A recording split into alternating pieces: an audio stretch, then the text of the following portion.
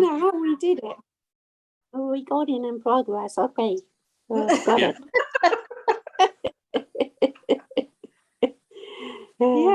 I just don't know how we did it. I mean, we obviously did, but my goodness. I think a lot of us, I shouldn't really say that, should I? I, like some people, have just got out of the house and got out of I've got into, I wouldn't call it a rut, but I would say it's a very much shorter space of time that I want to be active for. Okay. Right. Okay, what are we talking about? So, well, we had intended to talk about relationships. Relationships. Okay, okay. And maybe I'll start it, and then we can start thinking about which relationships, and because they're all different. Yeah. Okay, then. So, welcome everyone to our Four Amigos riding for the 8th time, I think it is now.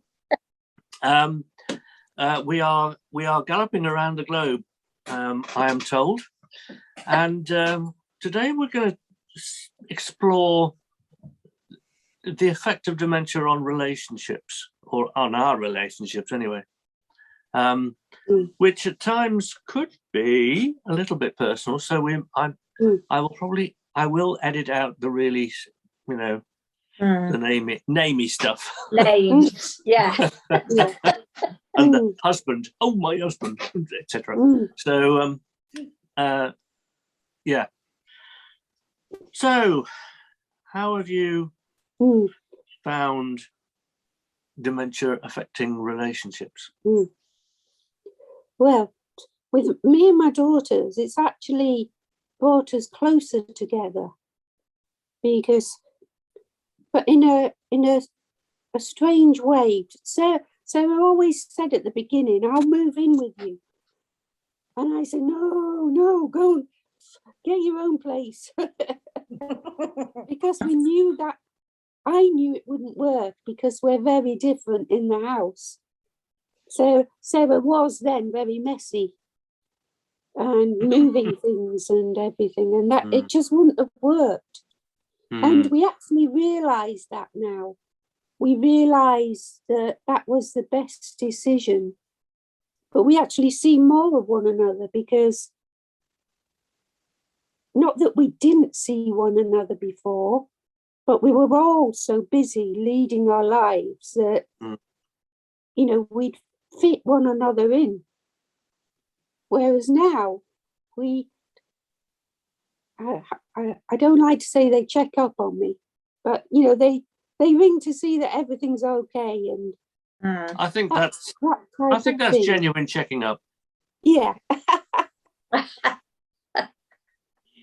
But so it's been positive for your relationship with your daughter. But I've had to learn to let go and let them take over sometimes.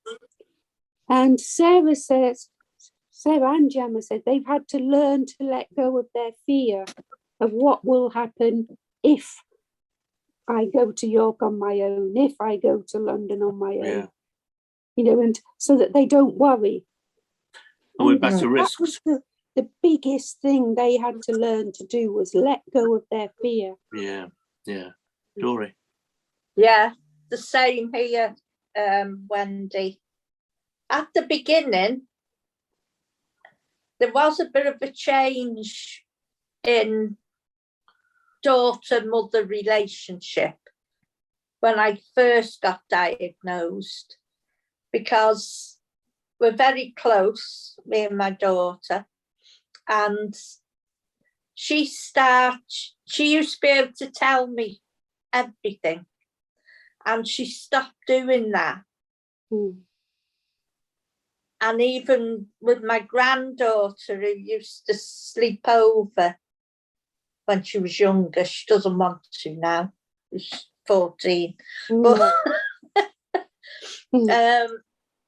because my daughter thought it would be too much for me. She didn't tell me her worries because she didn't want me to worry, because of my dementia. And she thought my granddaughter would be too much for me to be looking after her. But so I felt like stripped of being my purpose of being a mother. Yeah. But after a while, I put her straight, and yeah, now she tells me all the troubles. Sometimes I wish I hadn't said it. No, but we've got that relationship back now, and she lets me, not lets me, that's the wrong word, isn't it? But she doesn't worry about me when I go off now, because she'll say, well, you know, you're old enough and ugly enough to sort yourself out. But then my son, he's still, I think he's getting more used to it, but he doesn't think I should be going anywhere. Although he's very proud of me doing the things I do. He thinks, he says you're ill, and I think he just likes me at home, so he's not worrying about me then, because he does worry about me. Yeah. But I'm glad I live on my own. I think if I lived with somebody, I don't know, because they move things and. Well, we might stray into that territory. Yeah, I'm going to have to be very careful what I say here. Well, Gail, what about your relationships? Yeah, I think for me, we'd already moved away from family when I was diagnosed, which I was glad about in a way, because I didn't have them coming round checking up on me every 5 minutes, which I think they would have done if I'd still lived close to them. I think it was hard for my daughters to accept in the beginning, even though they said that it was okay. As a mother, you know your own children and you know what they're like. And I knew that it was upsetting them. So we didn't talk about it very much, because I thought if I brought the subject up, it would upset them. And it did. But they've got over that now. My parents, well, they've always been worried about me. And especially my mum, if I'm ever going anywhere, she seems to panic. And I keep telling her, I'm okay. I can still do it. So, yeah, I don't think much has changed. But then again, I normally tell them just to leave me to it. It's my choice. And I'll know when it's time to give up doing things, I think, and let people take over, like the driving. I know they worry about the driving, but I don't drive that far now. I keep it pretty local. Yeah, but as for relationships, because obviously I'm married, so I'm with hubby, and yeah, it's it's testing at times. Because like you say, when you're on your own, there's nobody there moving things about. When you're living with somebody, even though I'm trying to keep things where they are so that I can just go straight back to them, it doesn't always happen. So yeah, that's scissors are my bugbear at the moment. they keep removing themselves from the correct drawer, and so I spent 10 minutes searching for them yesterday, and found all of them clumped into a different drawer. Yeah, bless. I do not know why. Well, scissors have got 2 legs, so they just walk where they want to. They probably do, Wendy. And I do that. I put them in the wrong place, but then I can't blame anybody else. No, exactly. Different. So yeah, no, there's no arguments there. It was me. They put them in the fridge instead of in the drawer or something like that. How about you, George? Well, I was going to say, I think it did put a little bit of a strain on my relationship with Jane for a while. Mainly because she was having a hard job thinking about what could be because of her father having had dementia. And probably thinking, oh shit, why is this happening again?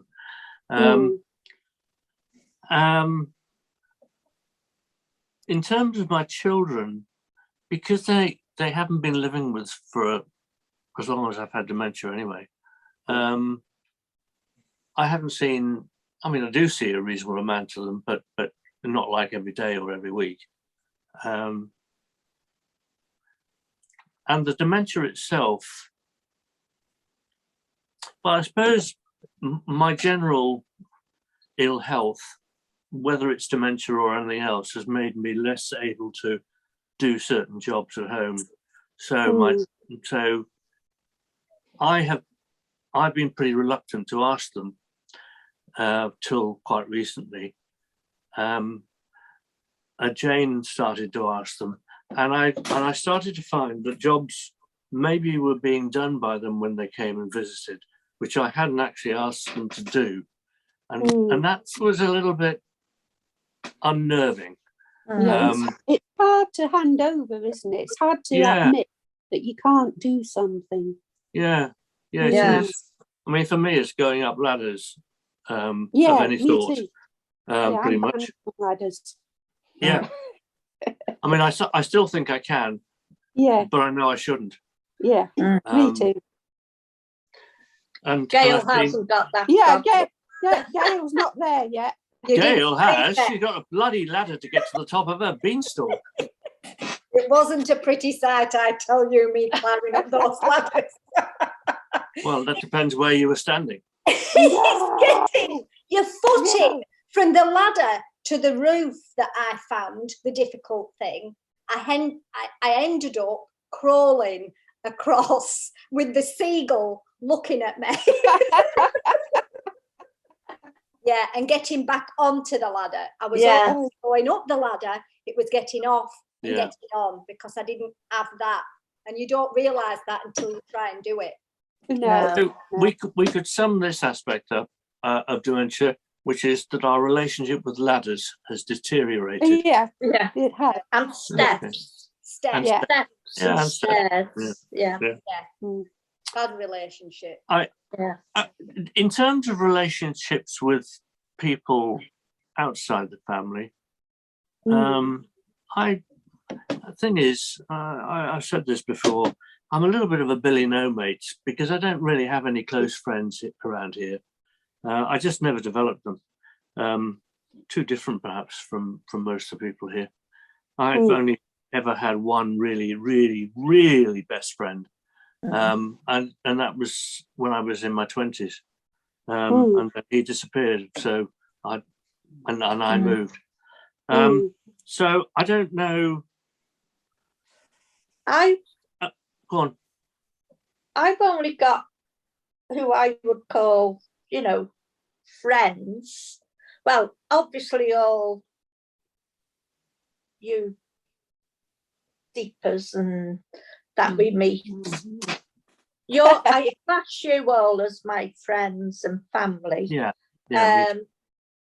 But outside of that, I can only count 4 people who I would say are friends. I did have other friends before dementia, but they sort of. So to me, they weren't. No, hang on. Friends. You say they've sort of. Do you mean they've disappeared? Made a point of avoiding you? Yeah. Right. Yeah. I just don't. They stopped asking me out socially with them, and they just made assumptions that I wouldn't be able to handle it. Was that because they were worried you'd drink all the wine before they did? Yeah, probably. That still happens anyway. Yeah. But, me so too. Yeah. Yeah. Which really they weren't friends, were they? Because proper friends don't do that, do they? Well, No. hopefully not. Mm. It's difficult to define that. I mean, it's the sort of friend who sticks with you through thick and thin. It's more like a sort of loving relationship rather than just an acquaintance who you happen to Yeah. see a lot of, who therefore is sort of friend, but actually you don't No. see each other because you really like each other. You see each other because you happen to do things together. Yeah. Yeah. Or you work together or something like Yeah, that. yeah, yeah. You see, my problem was I could never stand most of the people I worked with, and so folks out there, all sort of 1,000 of you, sorry, mate, but no, I didn't want to spend any more time than I had to with you. Yeah. Which is somewhat why I enjoy just being here in isolation. What about But you, Gail, Gail? what about your other friends I or have non-friends?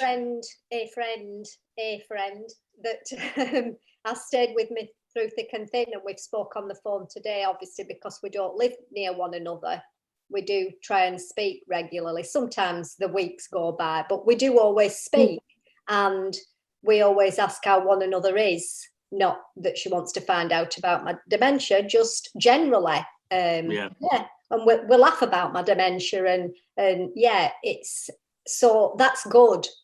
But I think that's the only friend that I have really, because since we've moved, yeah, I mean, I joined the local group over here, but sort of didn't. It's the age difference for me with meeting in these groups. That we don't have things in common, or they don't like the things that I like, which is like that, I suppose, in any walk of life, really. So I don't think I've really gelled with anybody. So, but I like my own company anyway. So I just like to take myself off and walk with the dog. I'm quite happy doing that. Yeah. Sometimes I do miss the odd visit, from a friend. Yeah. Just to chat with and just go and have a coffee with. And I do miss that. But, yeah. I thought that was interesting what you said, because your parents are still alive, Gail, aren't they? Yeah. And what about you, Dory and George? Are yours? No. No. And mine aren't either. No. And it must be a different type of worry. Yes. I'm relieved, actually. Not that I'm glad my mum and dad are dead. No. I'm relieved that they're not here, because I think they would worry. Because I know when I had my accidents that time, my mum was alive, and oh gosh, it really not, the worry of about me really affected her. So I'm quite relieved that I didn't get diagnosed while they were alive. It's just another dimension, isn't it, that you don't often hear talked about. No. No, people don't realise what pressure it puts on the parents. Yeah. Because my mum's nearly 80 and my dad's nearly 85, and they're having their own issues, their own health problems. And for me, they didn't believe it at first. They said that I was too young. Hence, I always called my blog Too Young for Dementia, because they said I was too young. There was no way I could possibly have dementia. I was far too young. And I think for my mum and dad's age group, they think as dementia as being a person sat in a home. Yeah. It's like my mum said straight away, well, how long have you got left to live? Really concerned, because she expected me to just deteriorate within weeks. Yeah. And yet she did a beautiful memory book for my birthday, which was absolutely fantastic. And in there, it was quite touching because she doesn't often say that she's proud of me. She'll put things on like, oh, I like that, but she doesn't tell me. And in this book, it was some of the achievements and with things in there, you know, and I knew that it had taken a lot for her to do that, you know. So I was quite emotional when she gave me that book, actually. I should think you were. Yeah, that sounds lovely. Yes. So I think the relationship with my parents is still good, but now they will be even more than they did before, which they've always worried because I'm an only one. I think you always worry about your children, no matter how old they are. Yeah, definitely. Yeah. But this is why I so agree with Damien's course that he runs on for relationships, on couples. Luckily now East Riding, my county, has commissioned him to do couples counselling once one of them is diagnosed. You know, because you know, it's not just us getting that diagnosis, is it? It's all those around us, and especially if you're in a couple, then you know, you need to understand how is it called sorry, getting along. Getting along. Yeah. You just put it into my head. I'd forgotten it. That's why I couldn't say it. Getting along.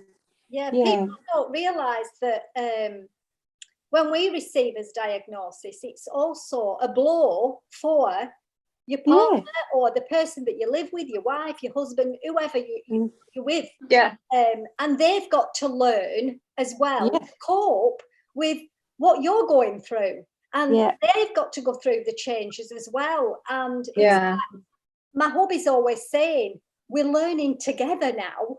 Yeah, learning together, even though sometimes it's very difficult because he doesn't know how I'm feeling and I don't know how he's feeling unless we talk to one another. That's right. And that's an interesting point because, I mean, without having to be a marriage guidance counsellor, I think we all know that if you don't talk to each other,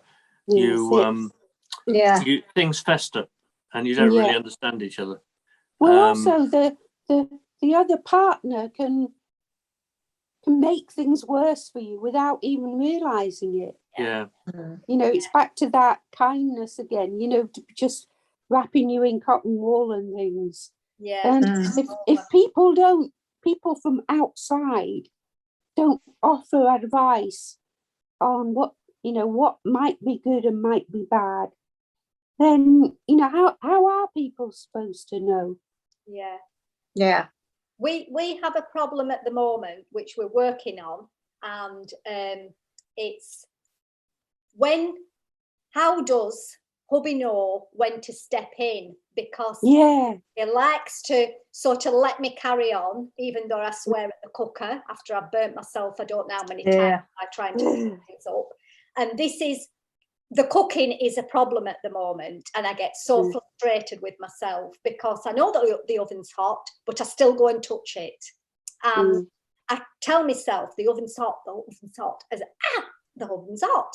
And hubby will sit there, and then I go, well, why did you just sit there and let me do it? And it's sort of that situation that we've got at the moment. When does he take over doing the cooking? Because but I've always been one of these that wants to do things myself anyway. I've always been very independent.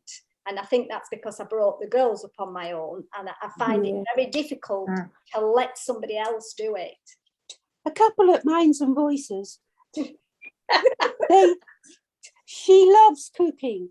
She adores cooking the Sunday dinner. That's her big thing. But she has trouble. She's just like you and burns herself trying to get things out of the oven. So they've now decided that Eric will let her get on with the cooking, but he's always in charge of getting things out of the oven. to just, because she was Work doing together. exactly the same as you were. Mm. But he didn't know whether to start cooking, and he didn't want to do that because he hates cooking. He didn't even know how to cook. So, you know, that compromise for him worked as well as for her. Yeah, Mm, yeah, do it together. yeah. And Funny old another thing that we went through, I think it was a few months back actually, was I wake up a lot during the night, and so I'm disturbing hubby, who's still working, and I kept saying, well, should I go into another bedroom, which I were doing anyway, but I said, would it not be better if I slept in another room? Now that was a big thing for us at first, because it would be. do we want to sleep apart after we've been together for all these years? Yeah. Like we said, it doesn't mean that we don't love one another any less. It just means that we can get a decent night's sleep. Yeah. Or hubby can. Yeah. So we took the step to do it. The first week, we both said that we'd slept a lot better. Yeah. Because he's not disturbing me, I'm not disturbing him, and our sleep patterns now are a lot better. And mine is, even though I am still waking a lot, but I can either sit up and read or do what I want to do and then go straight to sleep. I don't have to wander around the house trying. Really important point. Yeah. I think a lot of couples are doing that with dementia or not. Is they're finding if they sleep separately, they're both getting a better sleep. Yeah. Yes, I'm trying very hard not to allow my mind to go places it shouldn't be going at the moment.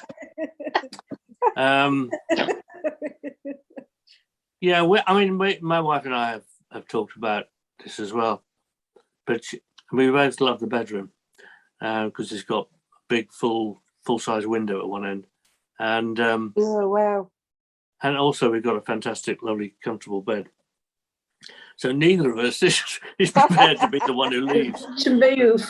It's big enough not to, it's such a big bed, it doesn't worry us. But I sleep through, apart from needing a wee, I sleep through the night. I mean, I may awake a bit, but I never nowadays need to get up. I never get up. I wake all the time, but I never have got up. It's just the routine I have. I just relax where awake. That's just me. I think there's advantages and disadvantages of living by yourself, though. Although I love it, I love being on my own. It might be because I didn't have the right men in my life before, but it's got its disadvantages as well, because sometimes I would like someone to sort some things out for me.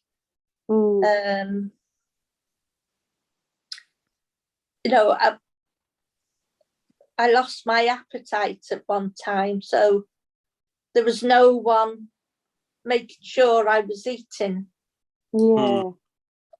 Or technical things or jobs that need doing. Sometimes it'd be nice to have someone to do all that sort of thing for me. So you don't want to. How can I put this? You probably want a handyman. Yes. Handyman. No, it doesn't have to be a man, does it? Just someone. Sorry, no, it doesn't. Of course, a handy person.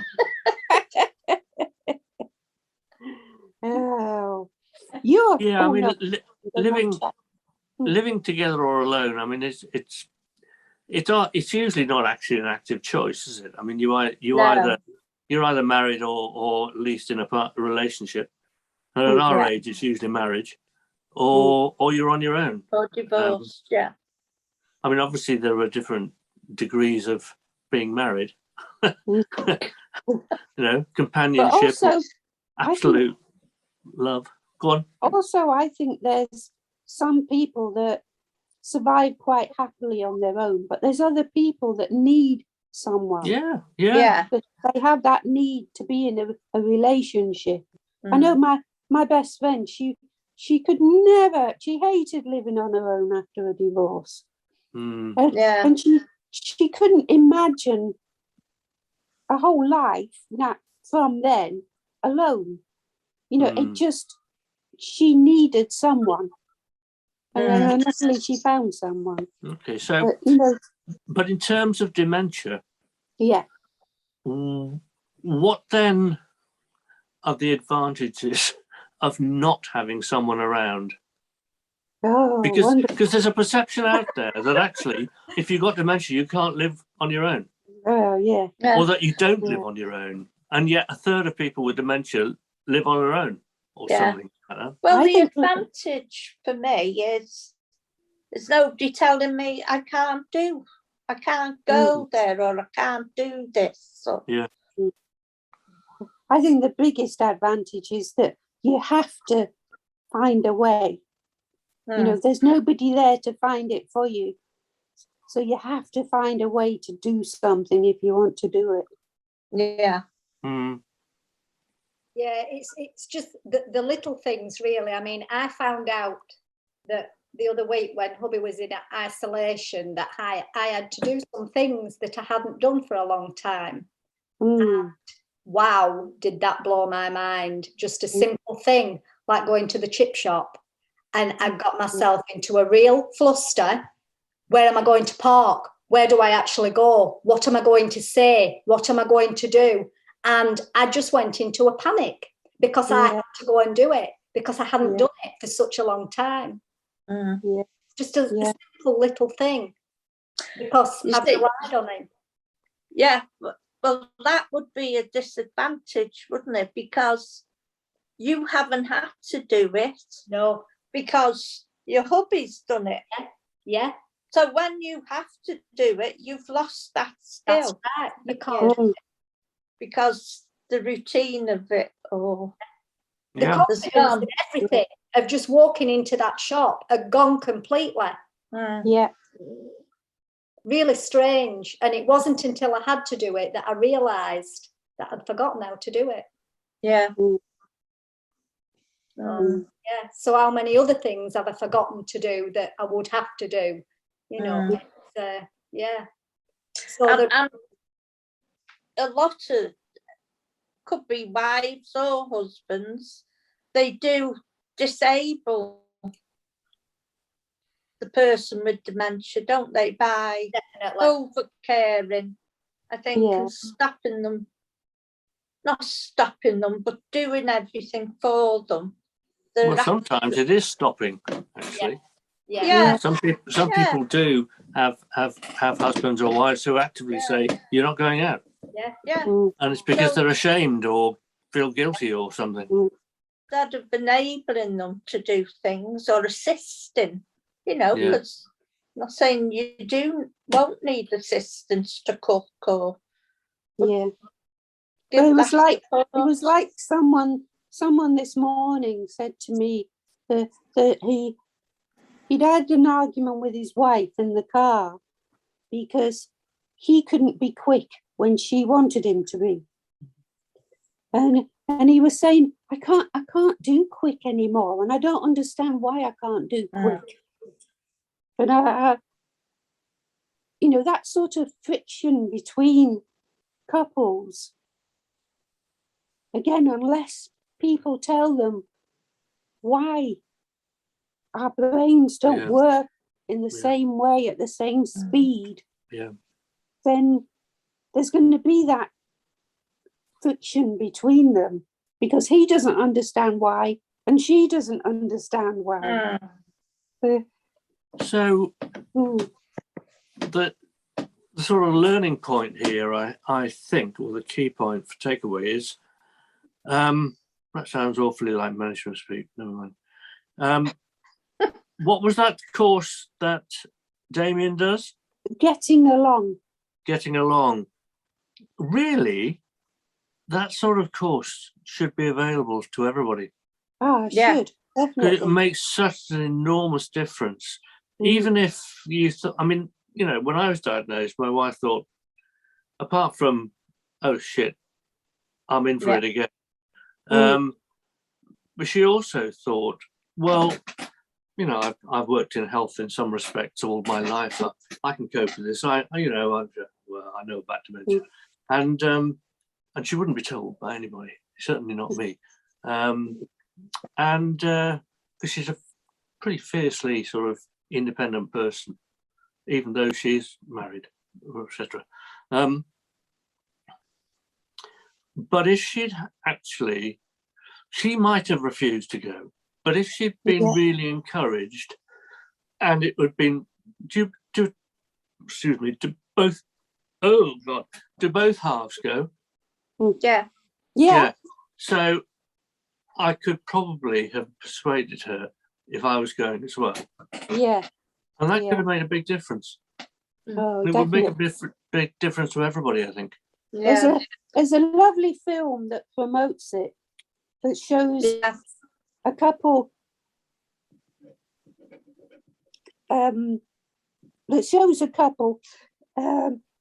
who said they used to, you know, they were going to kill one another if they hadn't gone through that course, because they just didn't understand each other.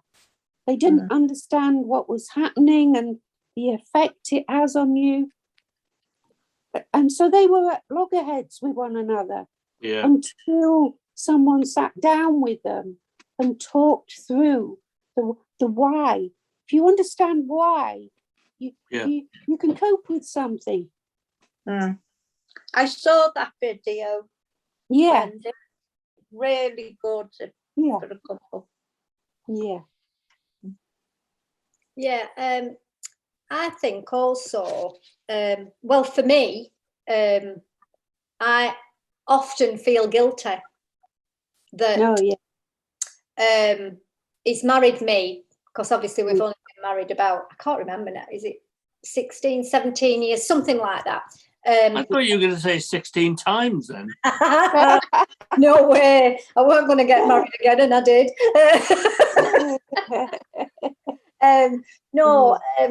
Yeah, because when you get married to somebody, you don't expect, I don't know, dementia to hit. And it's like he's married a different person now, because I'm not the same as what I was when we got married. So sometimes I do feel guilty. And I also, it's the guilt that he's going to be looking after me. Which, I don't like that one. That's the one guilt I often talk about that I haven't got. I do have guilt for my daughters, but you know, because they'll have to make decisions that they wouldn't have had to make. But I do often talk about not having that guilt of being with someone. So that must be difficult. It is very, because I don't know, it's like we can go for weeks and weeks and it'll never get mentioned, and then you're having a bad day and I just say, and you've got to cope with me, and I'm going to be 10 times worse than this. And you are going to have to cope with this. And because I don't want to go into a home, I'm now thinking, well, am I being a little bit selfish by saying, don't put me in a home, I want to stay in my own home, because he might not want to really look after me. You know, should he look after me? I don't know. So I think that's the guilt. I feel that with my daughter, because I say to her, I don't want to go in a home. And then she'll say, well, you can come and live with us. And I say, no, I don't want to live with you.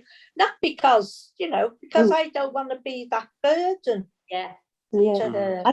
I say to my daughters now, I used to say exactly that before, but I say to my daughters now that if I am as I am, I want to stay in my own home. Yeah, As soon as I lose any capacity, then you do what you think fits for me, because I won't be the me that I am Okay. now. All right, Wendy, Yeah. define that moment when Yeah. you lose some capacity. Well, that's You can't. That's the fine line of who knows. I think that most of us we'll want to stay at home as long as we can, but there'll come a time when we know we shouldn't. Yeah. I just think life will get too bloody difficult, etc. And that's when it'll be very difficult for in two of our cases, our partners, to actually know what to do. Yeah. Yeah. I've just said to my daughters that if I don't know what I'm doing, then you take control and you find me a lovely place with Wi-Fi and I'll be happy. You know, because I won't. To me, I won't be the person that I am now talking to you. And at least they've got peace of mind that you're safe. Well, that's right. And To being give them looked peace of after. mind. Yeah. Just to give them peace of mind that there's an option available to them. But yeah, I'm not saying that I'll be easy to convince at the time. You know, I don't know. No one knows, do they? No. It's such a difficult area because we know how we are now, but we don't know how we'll feel when that fine line is crossed. But I suppose it's no different whether you've got dementia or not got dementia. That you will find a stage. Ours might be earlier than other people's, but you'll get to a stage where you're just not physically able, let alone mentally, to be without some sort of formal care. I think the difference is that with people without dementia, it's often a physical decision to go into a care home. Whereas for us, it's, you know, we've got that added mental disability. Yeah. Because we might be perfectly fit. Yeah. You know, we might be perfectly fit, but not know what we're doing. And I think that's the difficult bit for them. So, to round things up a little bit, one last question. Might seem an odd one, but how important to you is it to have friends and family relationships? Or, I mean, how much store do you put on having a good relationship with someone? It's very important. Yeah. I don't think quantity means anything. No. It's the quality of what you got that's the main that can make a happy life. And I suppose the reason I asked that question is because even if you live on your own, you still want relationships and you still want social engagement. And I think that's another message to repeat to those people out there watching it. It's another reason for social engagement. You need relationships. You need the feeling of belonging in some respect. And of knowing that and of knowing that there's someone who can who cares about you a little bit. You know, Yeah. even if it's just a friend you meet every day on a walk, who would know, who would make an inquiry if they didn't see you one day. Yeah. Yeah. I think that's the same for anybody, dementia or not. Well, I think- yes, but I think it may be something that is ignored Oh, when yeah, we get definitely. dementia. Yeah, the again, I can only quote people that I know, but again, a couple who didn't think that the husband would fit into a group because he doesn't say anything. But as soon as he was in the group, if someone sat down and chatted to him, he was animated and smiling and chatting.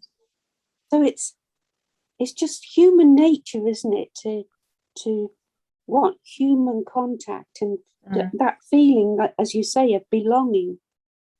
Because dementia can take away so many things. Well, it's almost like it almost throws you out of society.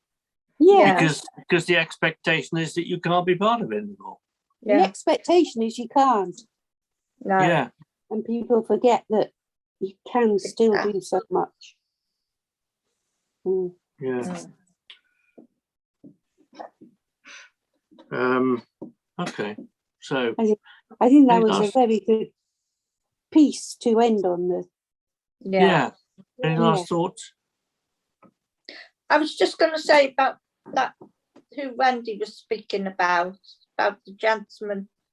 His wife said, oh, he wouldn't like to go to a group. It sounds like